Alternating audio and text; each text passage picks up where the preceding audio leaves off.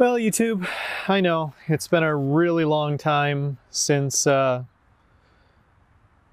actually given you guys a video, but I wanted to give you guys an update. I now have 20,000 miles, just over 20,000 miles on the Chevy Silverado Duramax. It's been approximately just over a year. So this is basically my 1-year review, letting you guys know, what's happened with the truck, any issues that I've had, any recalls, all of the fun stuff. I also have a lot of data for you guys. That includes a trip that was over 4,000 miles that I took towing a trailer. I'll actually cut in and show you guys the rig that we used. Moved my daughter from Harrisburg down to Austin, Texas, and did a lot of towing with this guy over the last year. So overall, my fuel economy is lower than, of course, what it should be if you were only doing highway mileage. Basically, going back and forth to work, I'm averaging 27 miles per gallon right in that region. I did a longer trip that was down to Ohio and back and averaged about 28.5.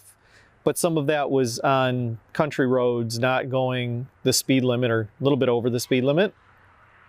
So overall, still extremely happy with the truck. There are some things that, of course, I would love to see different. And I did have one minor problem with the vehicle, and I'm going to show you that right now. I was on a trip, and turns out one of the things that I'm actually not happy with is the way that the overall system boots up, and I'm going to show you that here next. Essentially, the way that it boots up, and depending on your level of patience, which I tend to have little patience, caused this guy right here. So I was up north, went through the truck into reverse, and ended up backing up into a dumpster. So that's what a pin does on a dumpster when you actually hit it, and inside there you can see the little actuator. The tailgate now only goes down, so I can push the button. It used to go down and back up. So if I hit the button twice here, no issue. Tailgate comes down. I had to fix the connector because the connector is broken. But now if I try to go back up with it, hitting it twice and holding it, there's some kind of error in the system, so it will not allow it to go back up automatically or via the power function. So I have to go in and shut it. So that's one thing, is the overall booting sequence for the control system. Call it HMI, call it whatever you'd like. So we're going to go ahead and hop in the truck here, and I'm going to go ahead. You'll see I have almost 20,500 miles. So we have our HMI system here. It did do one over-the-air update. I'm going to go ahead and push the button and start the vehicle. And what you'll notice is it goes through this sequence of, hey, by the way, oh, by the way. And of course, some of the things that I really, really like about the truck are also things that are kind of a pain in the butt, which includes this, the maintenance on the tires for my camper. I've tried to use the functions that exist within the vehicle, and that includes the maintenance stuff. And the problem is it tends to not actually take it. When I go ahead and say, yeah, sure, I've done the service on it, next time I start the truck up again, it tells me the same thing over and over and over again. So probably the biggest problem that I've got with the vehicle actually turns out to be some of these really great features that exist. They don't tend to play well together. My wife's vehicle also has a lot of the same features built into it. So One good thing is, of course, you're logged in and you can go ahead and I can set the radio station to whatever I want on this vehicle. When I hop into her vehicle, the radio station should be set the same way, but it turns out in the other vehicle, especially the XM stuff, isn't for some reason the same. So when I set these presets, the presets show up here, but when I go to the other vehicle, they're grayed out because somehow they're different, but yet it's still a GM product and it's still all linked. The other thing that really means is, and I have been paying for the Wi-Fi. I let it go for a while, but you can set your vehicle up so that it'll connect with your home's Wi-Fi, and hoping that some of these messages and stuff would be like transmitted through the Wi-Fi and that things would get synchronized, at least while I was at home before I would leave. That didn't work so well either, needless to say. So I've decided to go ahead and add Wi-Fi to both vehicles, hoping that that would help keep them synchronized, because now they have access to the internet all of the time. I can then use their hotspots.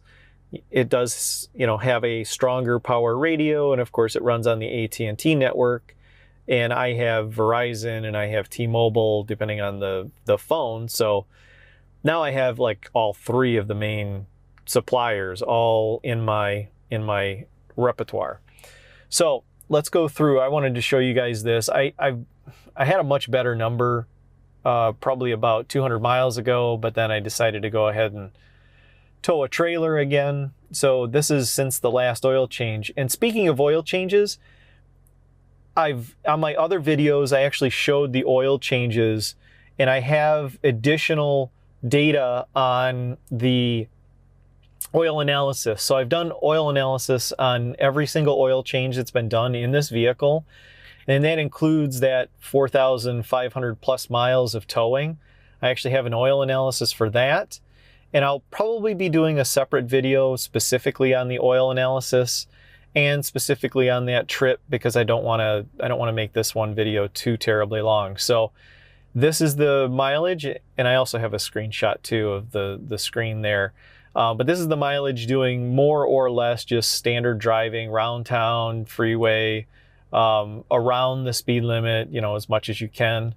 And then also 84% is the current oil life for the vehicle. And of course my tires and air filter is still sitting at 70%. I did buy a new air filter.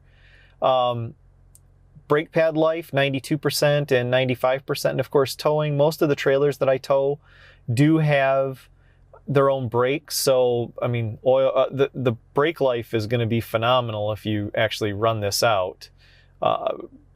Probably well longer than what they say that belt is supposed to last. So since I was towing, here's my 16.8, and that was with my 7x6 enclosed trailer. Following distance, I'm not using that. Driver's assist systems. The fuel filter, 13%. So I am going to be doing a video here shortly of the underbody after the whole year has passed to show you guys that. I do have the actual undercoating. I bought extra undercoating, the Kansas spray undercoating.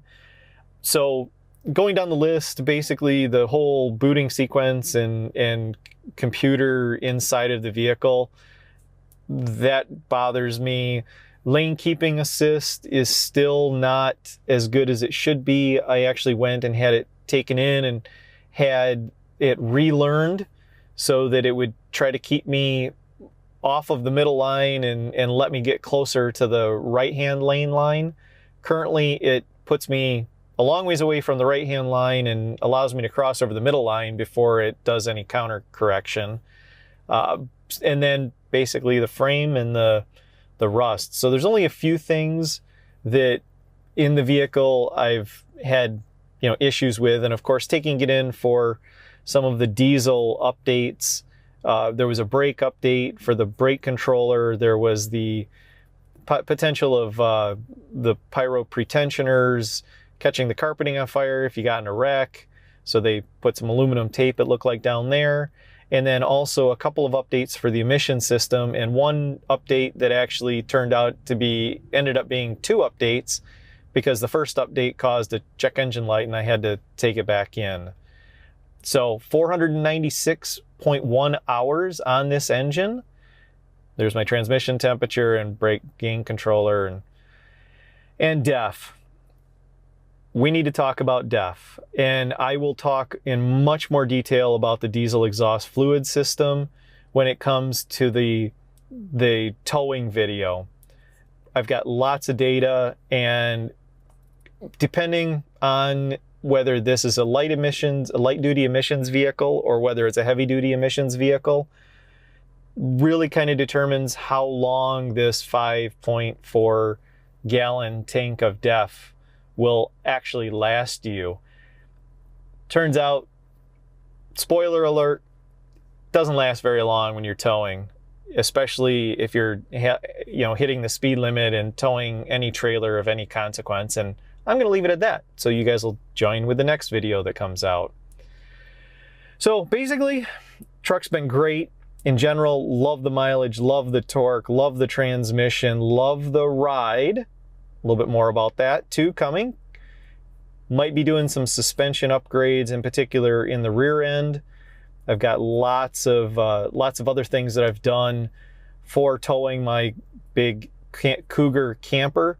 I actually had bought another set of tow bars, weight distribution bars, I should say.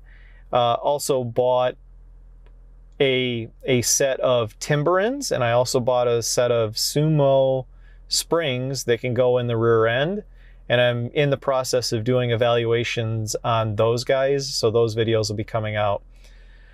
Basically, I wanted to give you guys a fairly quick update on the truck. In general, love it. Couple of things, sure, I'd love to see General Motors do in the future, like maybe even come out with a slightly heavier duty version of this. Give me a little bit more towing capability, maybe a little bit stronger rear end, little bit stiffer springs in the rear end, all that stuff, and a little bit higher gross vehicle weight rating. But in general, been a great truck.